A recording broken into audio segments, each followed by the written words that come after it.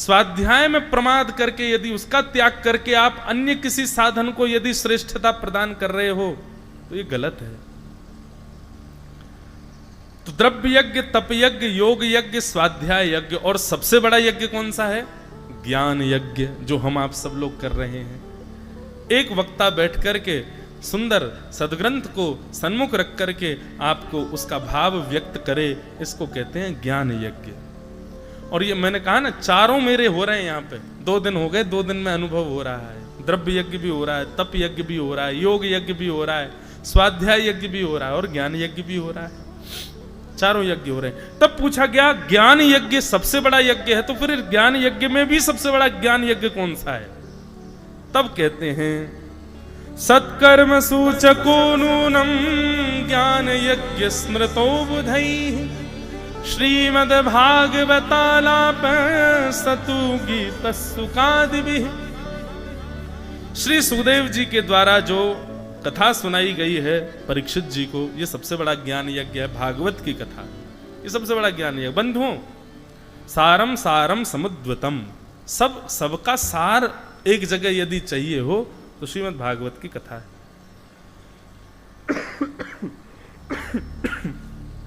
सबका सार विद्यमान है श्रीमद् भागवत में। दूध का सार क्या है बताओ?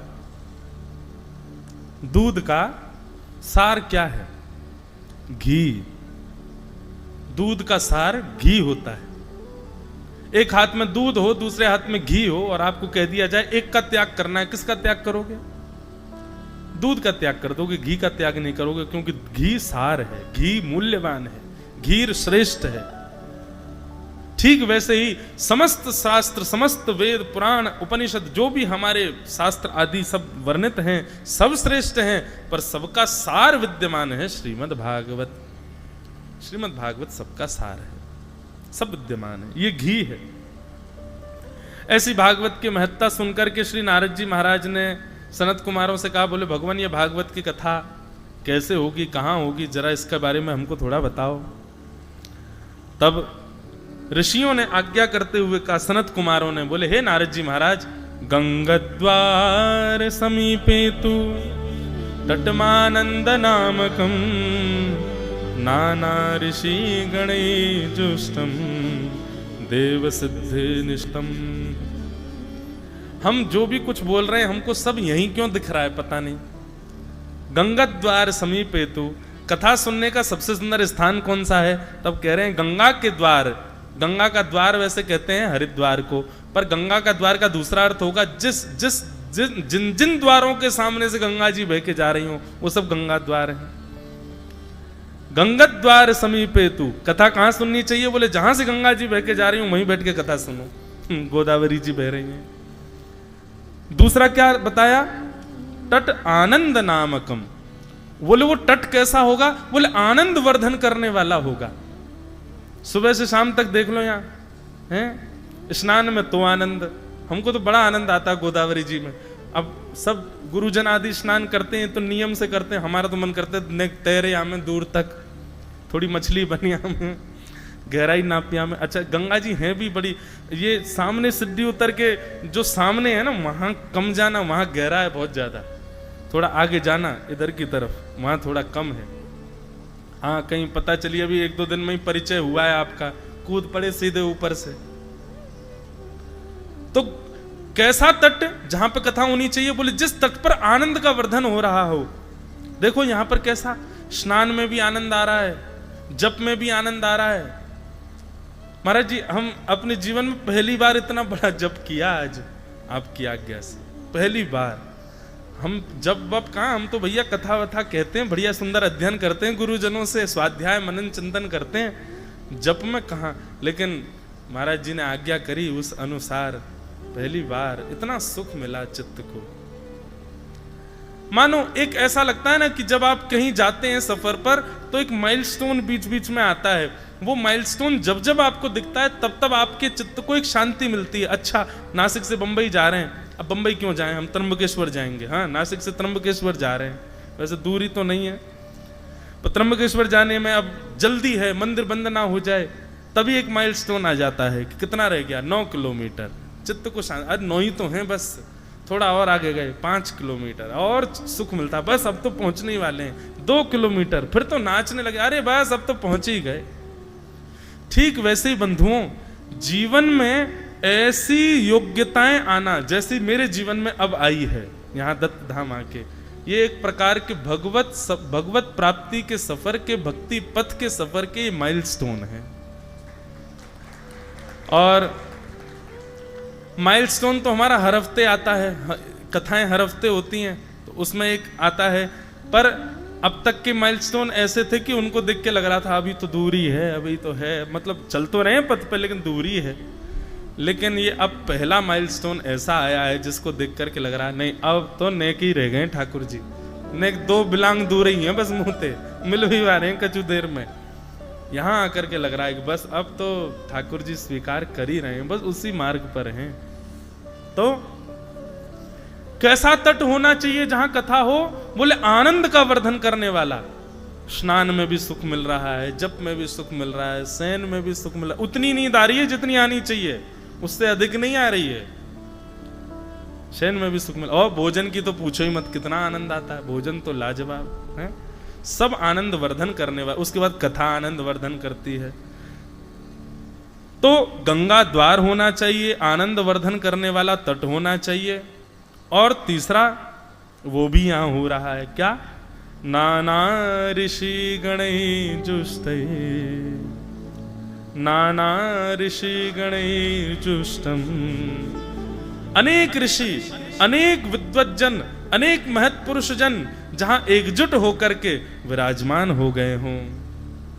यहां कौन बैठा? यहां सामान्य लोग कम बैठे, यहां पर सब ऋषि महापुरुष ही बैठे हैं, यहां पर सब साधक ही बैठे हैं, यहां पर सब जापक ही बैठे हैं। एक प्रकार से ऐसा लग रहा है कि श्री सनत कुमार जिस स्थान की आज्ञा दे रहे हैं वो स्थान यही है, यही वो सुंदर स्थान है। तटमानंद नामकम देव सिद्ध निषेवितम, देवता भी जहां पर आकर के अविराजित हो गए हो, जहां साक्षात दत्तात्रेय विराज रहे हैं, जो देवताओं के भी गुरु हैं, कल्प गुरु हैं, ऐसे गुरु जहां विराज रहे हैं, तो निश्चित ही कथा होने वाले जो स्थान नियुक्त किए, वैसे तो जहां कथा हो जाए वहां ये अपने आप अवस्थित हो जाते हैं, कथा जहां होती है वहां ये अपने आप अवस्थित हो जाते हैं। पर यहां जहां पर ये पूर्ण पहले से ही अवस्थित हो वहां कथा हो, उसका आनंद अलग होता है। इस प्रकार सनत कुमारों ने नारद जी से कहा, और नारद जी से कहा जाइए, ऐसा सुंदर स्थान कहाँ है? बोले बद्रीनाथ से थोड़ा नीचे जाओगे तो वही ऋषिकेश ही ऐसा सुंदर स्थान है, वहां पर सुंदर कथा की व्यवस्था की गई। व्यास के रूप में सनत कुमार पधारे, सनक सनंदन सनातन सनत कुमारों ने आकर के व्यासपीठ को सुशोभित किया। बड़े सुंदर ऋषि गण सब आकर के श्रोता बनकर के बैठ गए, कथा सुनाना प्रारंभ किया। अनेक बातें यहाँ पर कही गई। अब हमारा तो महात्म्य 1 महीना चलेगा लग रहा है, ऐसा इतनी सुंदर सुंदर भाव हैं, उन सबको प्रणाम करें। सनत कुमारों ने बड़े सुंदर भाव कहे, 1-2 कह देते हैं। क्या कह रहे हैं? सनत कुमारों ने व्यास मंच पर विराजमान होकर के कहा,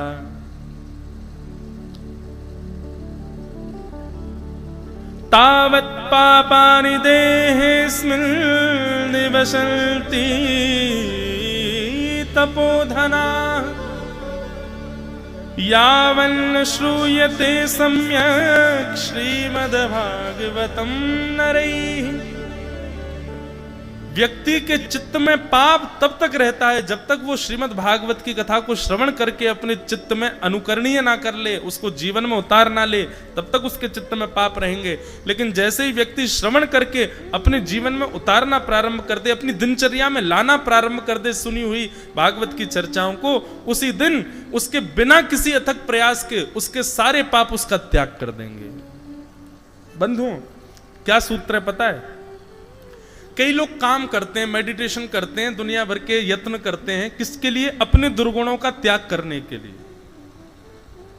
किसी के अंदर क्रोध बहुत है, किसी के अंदर लोभ है, किसी के अंदर ईर्ष्या है, आदि आदि जो भी दुर्गुण हैं।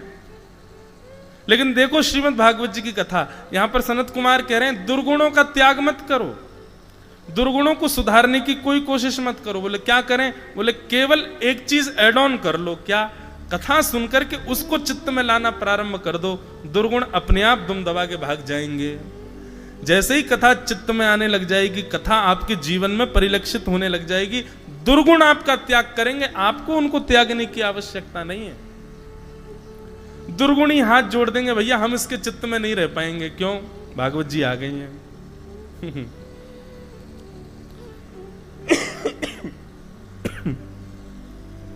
वाह, ऐसी भागवत की कथा। और एक जगह तो इतनी बड़ी बात कही है, ये नहीं कहेंगे तो हमको लगेगा कि हमने महात्मा को न्याय नहीं दिया। क्या कह रहे हैं? आजन्म मात्रमपियेन सठेन किंचित चित्तम विधाय सुख शास्त्र कथा न पीता चांडालवच्च खरवद्वत तेन नीतम मिथ्या स्वजन्म जननी जन दुख भाजा। कह रहे हैं, बोले जन्म से लेकर के अपनी मृत्यु तक आजन्म मात्र मपियेन सठेन किंचित, किसी व्यक्ति ने यदि अपने संपूर्ण जीवन में जन्म से अंत तक चित्तम विधाय सुख शास्त्र कथा ना पीता, मन लगा करके सुख शास्त्र यानी कि श्रीमद् भागवत की कथा को नहीं सुना, सुना तो है लेकिन मन लगा के नहीं सुना। अगर किसी व्यक्ति ने संपूर्ण जीवन में कभी मन लगा करके श्रीमद् भागवत की कथा को नहीं सुना है तो ऐसा व्यक्ति कैसा है? बोले चांडाल वच्च खरवद्वत तेन नीतम, ऐसा व्यक्ति चांडाल प्रवृत्ति का है, चांडाल की योनि में आता है, चांडाल की गणना में आता है। और उसका जन्म किसके लिए हुआ? जैसे किसी का जन्म किसी का यश बढ़ाने के लिए, गौरव बढ़ाने के लिए, संपत्ति बढ़ाने के लिए। लेकिन ऐसा व्यक्ति जिसने जीवन में कभी श्रीमद् भागवत को चित्त लगा के नहीं सुना, ऐसे व्यक्ति का जन्म केवल एक कार्य के लिए हुआ है। किस कार्य के लिए? मिथ्या स्वजन्म जननी जन दुख भाजाम।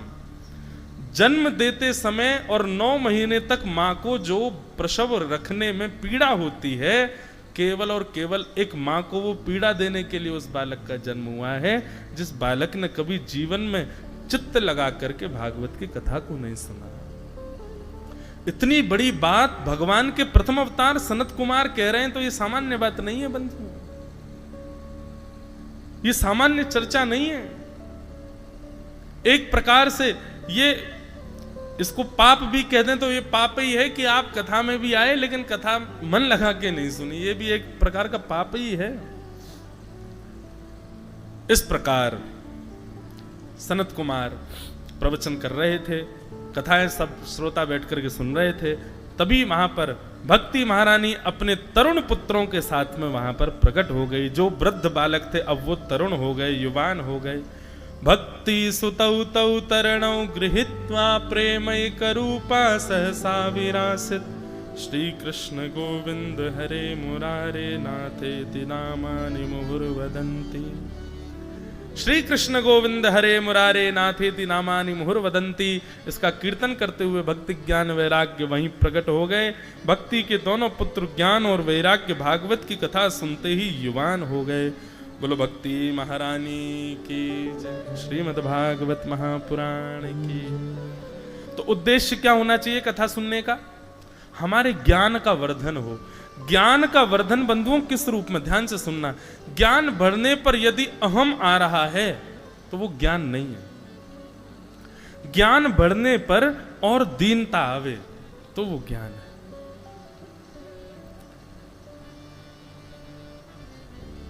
ज्ञान बढ़ने पर दीनता आती है और वैराग्य बढ़ने पर वस्तु सन्मुख होने के बाद भी चित्त विचलित नहीं होता उसके प्रति।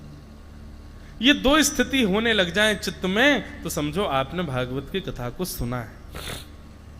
इस प्रकार भागवत के महात्म्य में भक्ति ज्ञान वैराग्य के वर्धन की विषय को सुनाया गया। बोलो भागवत महापुराण की जय। महात्म्य में आगे सुंदर श्री गोकर्ण जी महाराज की कथा और धुंधुकारी का उपाख्यान सुनाया गया कि के विशुद्ध्यन्ति वदन्तु मह्यम् सप्ताह यज्ञेन कथामयेन कृपालु भेलोकहितं विचार्यं प्रकाशित कोपि नवीन मार्ग। नारद जी महाराज प्रश्न कर रहे हैं संत कुमारों से कि महाराज के विशुद्ध्यन्ति वदन्तु मह्यम, कथा सुनने से कौन कौन पाप करने वाले लोग विशुद्ध हो जाते हैं, पवित्र हो जाते हैं, कृपा करके हमें बताओ। सप्ताह कथा सुनने से, मासिक कथा सुनने से या फिर किसी भी प्रकार सत्संग सुनने से कौन सा पाप हमारे चित्त में होता है जो चला जाता है, कृपा करके हमें बताओ। सनत कुमार इसी विषय से कहना प्रारंभ करते हैं कि ये मानवा पाप कृतस्तु सर्वदा सदा दुराचार रता विमार्गगा क्रोधाग्निदग्धा कुटिलश्च कामिनः सप्ताह यज्ञेन कलौ पुनन्ति। पहले शब्द में ही कह दिया ये मानवा पाप कृतस्तु सर्वदा, जिसने दुनिया के सारे पाप किए हैं, कोई पाप जिससे रह ना गया हो, ऐसे सारे पाप जिसने अपने जीवन में किए हो, ये मानवा पाप कृतस्तु सर्वदा। और सदा दुराचार रता, सदा दुराचरण ही करता है, उसी में ही रत रहता है। हमारे विद्वानों में एक परम विद्वान हुए श्री बिल्लु मंगल, उनका एक श्लोक मैं अपने भागवत जी के मंगलाचरण में भी बोलता हूं। अस्ति स्वस्तरुणी कराग्र विगलत कल्प प्रसूना प्लुतम वस्तु प्रस्तुत वेणुनादलहरी निर्वाण निर्व्याकुलम। विल्लु मंगल जी जो थे, उनके पास में अवगुण तो नहीं कहेंगे बंधुओं, देखो श्रेष्ठ जन जो होते हैं ना, ये कुछ ऐसी क्रिया करें जो अवगुण जैसी दिखे तो ये समझना हमको सिखाने के लिए किए है इन्होंने। श्रेष्ठ जन कभी कुछ गलत नहीं करते, वो सदैव दूसरों को सिखाने के लिए करते हैं। तो बिल्लु मंगल जी जो थे, उनको रूप का बड़ा आकर्षण था, उनको रूप कहीं दिख जाए उसको देखने लग जाते थे। एक बार मार्ग से जा रहे थे और एक सुंदर युवती नदी में जल भर रही थी। बिल्लु मंगल जी की एक दृष्टि उसके ऊपर पड़ी और बिल्लु मंगल जी उसके पास जाकर के बैठ गए और उसको निहारने लगे। एक वैष्णव भेष में देख करके कन्या ने प्रणाम किया, पर उनकी चित्तवृत्ति तो उसके रूप में ही आसक्त हो गई। थोड़ी सी बेचारी असहज हो गई, असहज होकर के उठ के वहां से जाने लगी। बिल्लु मंगल उसके पीछे पीछे जाने लगे। उसने पीछे देखा, बोले कि ये तो पीछे ही आ रहे हैं। चलती चली गई, अपने घर में पहुंची, तुरंत दौड़ के भीतर गई और अपने पति से जाकर के कहा कोई संत भेष में है, पर भेष ही संत का है, रूप तो नजर तो बड़ी खराब है, मेरे को तो ऐसे देख रहे हैं, मुझे अच्छा नहीं लग रहा है। पति ने कहा देखो, यदि संत होगा, वैष्णव होगा तो संभल जाएगा, और यदि वैष्णव नहीं होगा तो अपने पद से गिर जाएगा। द्वार खोल करके बिल्लु मंगल जी को भीतर बुलाया। पत्नी बोली क्या कर रहे हो, कैसे पति हो आप, हैं वो मेरे को देख रहा है, आप उसको घर में बुला रहे हो। बोले तुम बैठो। बिल्लु मंगल जी को घर में बुलाया, आकर के बैठ गए, आसपास देखने लगे कहाँ है वो युवती, सुंदर रूप जिसका था। अंदर जाकर के पति ने बिल्लु मंगल जी से पूछा महाराज जी प्रसाद पाएंगे? बोले हाँ बिल्कुल पाएंगे, तुम्हारी पत्नी बनाएगी तो पाएंगे। हाँ वही बनाएगी महाराज जी, आप आज्ञा करो, पाएंगे? बोले जी पाएंगे। पत्नी से जाकर बढ़िया सुंदर भोजन बनाओ, महाराज जी पधारे हैं। पत्नी की तो आंखें चढ़ी हुई थी। बोले कैसे पति हो तुम, तुमसे आके शिकायत की, तुम क्या कर रहे हो? बोले बस तुम करो, हम कुछ देखना चाहते हैं। भोजन प्रसाद सिद्ध करके एक थाल में सजा करके ले जाने लगी। पति ने कहा ऐसे नहीं, श्रृंगार करके जाओ। बोले श्रृंगार करके जाओ मतलब? बोले करो तो सही एक बार, मुझे देखना है कुछ। श्रृंगार करके वो युवती थाल लेकर के गई, बिल्लु मंगल जी के सामने चौकी पर पधरा दिया। अब बिल्लु मंगल जी ने तो सामान्य रूप देखा था, अब श्रृंगार का रूप देखा तो रूप देखते ही बिल्वमंगल जी के नेत्र पहले तो खुले रह गए और अचानक से नेत्र बंद हुए, और बंद होते ही चित्त में मन में भाव आने लगा।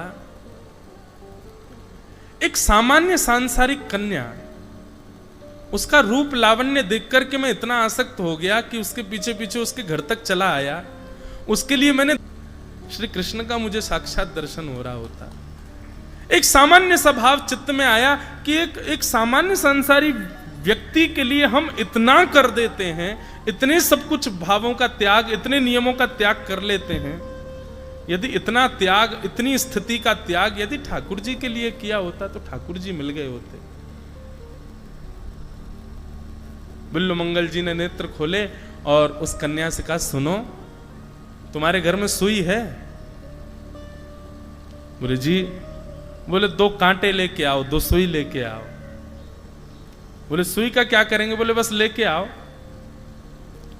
कन्या 2 कांटे लेकर के आई और ला करके बिल्वमंगल जी के सामने रखा।